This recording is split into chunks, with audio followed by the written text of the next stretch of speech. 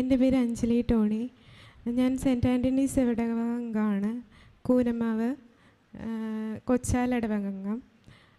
ഞങ്ങളിവിടെ ഞങ്ങളുടെ മോളുടെ സാക്ഷ്യം പറയാനായിട്ടാണ് വന്നിരിക്കുന്നത്. ഞാൻ 2019 ഉടമ്പടി എടുത്തതാണ്. അതിനുശേഷം ഞങ്ങൾ രണ്ടുപേരും പുറത്താണ്. ഹസ്ബൻഡ് ഖത്തറിലും ഞാൻ സൗദിയിലുമാണ്. ലീവിന് 2020 വന്നപ്പോൾ ഞങ്ങളൊരു നിയോഗം വെച്ചു. എൻ്റെ ബർത്ത്ഡേ മാർച്ച് 1-ാം തീയതി ആണ്. അപ്പം 2021 അപ്പം മാതാവിനോട് ആവശ്യപ്പെട്ടു, മാതാവേ ഞങ്ങൾക്കൊരു ഗിഫ്റ്റ് എന്ന രീതിയിൽ ഒരു കുഞ്ഞിനെ നൽകി അനുഗ്രഹിക്കണമെന്ന്. അതിൻ്റെ ഫലമായിട്ട് മാർച്ച് 1-ാം തീയതി 2021 ഞാൻ പ്രഗ്നൻ്റ് ആണെന്ന് അറിയുകയും ചെയ്തു. 3-ാമത്തെ സ്കാനിങ്ങിൽ ഹോസ്പിറ്റലിൽ ചെന്നപ്പോഴാണ് ഡോക്ടർ പറഞ്ഞു NT സ്കാനിങ് ഉണ്ട്, NT സ്കാനിങ്ങിനോടനുബന്ധിച്ച് ഒരു ബ്ലഡ് ടെസ്റ്റും ഉണ്ടെന്ന് പറഞ്ഞു. അപ്പോൾ ഞങ്ങൾ NT സ്കാനിങ് ചെയ്ത സമയത്ത് കുഞ്ഞിന് ഒരു കുഴപ്പവും ഉണ്ടായിരുന്നില്ല. ബ്ലഡ് ടെസ്റ്റിൻ്റെ റിസൾട്ട് വന്നപ്പോൾ അതിന് ചെറിയ വേരിയേഷൻ ഉണ്ട് എന്ന് ഡോക്ടർ പറഞ്ഞു.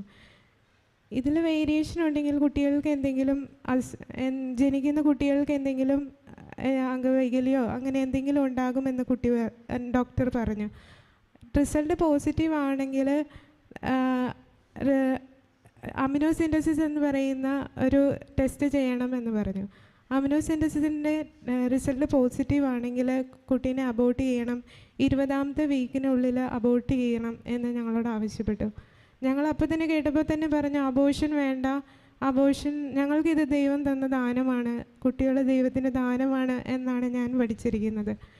അപ്പം അത് വേണ്ട എന്ന് അപ്പം തന്നെ പറയുകയും ചെയ്തു. എന്നാലും ഡോക്ടർ നിർബന്ധിച്ചതിൻ്റെ ഭാഗമായിട്ട് ഞങ്ങൾ ടെസ്റ്റ് ചെയ്ത് ഞാൻ വളരെയധികം, ഞാനൊരു നേഴ്സാണ്. അപ്പോൾ എനിക്ക് ഇതിനെക്കുറിച്ച് വളരെ നന്നായിട്ട് അറിയാവുന്നതുകൊണ്ട് വളരെ ടെൻസ്ഡായിരുന്നു ഞാൻ. അപ്പം ഭയങ്കര സങ്കടമായിരുന്നു. അപ്പോൾ വീട്ടിലെല്ലാവരും പ്രാർത്ഥിക്കുക എന്ന് പറയും. അപ്പോഴേക്കും ഞാൻ ജപമാല ചൊല്ലി, അകങ്കെട്ട് ജപമാലയുടെ ഭക്തിയെക്കുറിച്ച് ഞാൻ വളരെയധികം എനിക്ക് മനസ്സിലേക്ക് വന്നു. അങ്ങനെ അഖണ്ഡ ജപമാല ചൊല്ലുവാൻ തുടങ്ങി. ടെസ്റ്റും ചെയ്തു. 3 ആഴ്ചയോളം ഞങ്ങളിങ്ങനെ വെയിറ്റ് ചെയ്തിരിക്കുകയാണ്. അങ്ങനെ റിസൾട്ട് വന്നപ്പം കുട്ടിക്ക് നെഗറ്റീവാണ്, കുട്ടിക്ക് ഒരു കുഴപ്പവുമില്ലെന്ന് ഡോക്ടർ പറഞ്ഞു. അതോടൊപ്പം തന്നെ ഞങ്ങളിവിടെ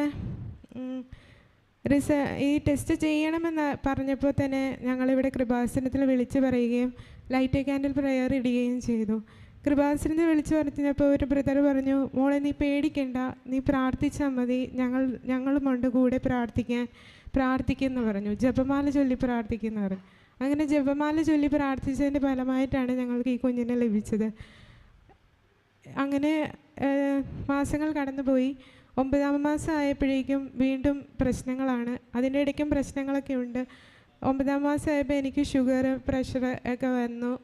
കുട്ടിയാണെങ്കിൽ തിരിഞ്ഞു വന്നിട്ടില്ല, ബ്രീച്ച് പൊസിഷനിലിരിക്കുകയാണ്.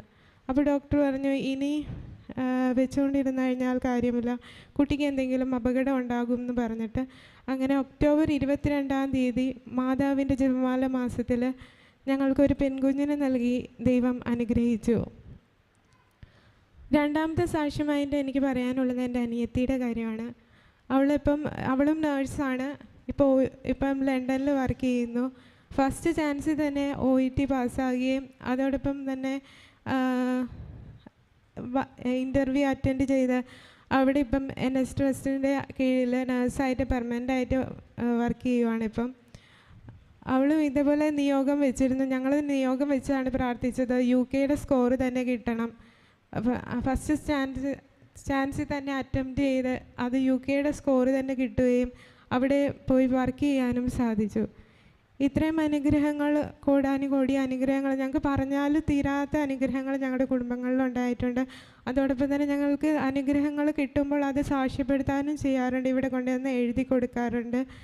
ഞങ്ങൾ ഓരോ കാര്യങ്ങൾക്ക് പോകുന്നതിന് മുമ്പ് ഇവിടെ കൃപാസന മാതാവിൻ്റെ സന്നിധിയിൽ വന്ന് പ്രാർത്ഥിച്ചതിന് ശേഷമാണ് ഓരോ കാര്യങ്ങൾ ചെയ്യാറ്. ഇത്രയും കാര്യങ്ങൾ ചെയ്തു തന്ന അമ്മയ്ക്കും തിരുക്കുമാരനും 1000 നന്ദി ഞാൻ അർപ്പിച്ചുകൊള്ളുന്നു.